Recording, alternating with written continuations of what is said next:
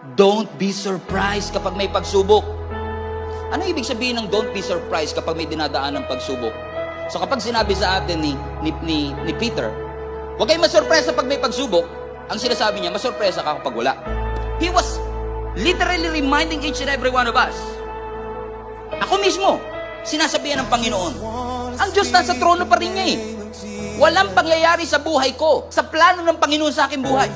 Ano mang pagsubok, ano mang suliranin, ano mang hardships, kesa takbuhan ko ang hardships, might as well embrace this hardship that I am going through, believing that God can produce something out of it. After all, sinabi rin naman ng Panginoon sa atin, di ba? First things first, John 16 verse 33, in this world, you will experience. Huwag ka na ma-surprise.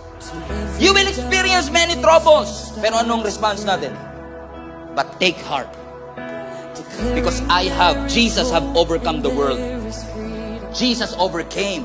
Nothing is too big for God to handle. Nothing is too difficult for God to handle. God can handle your concerns, your worry, and even your enemies.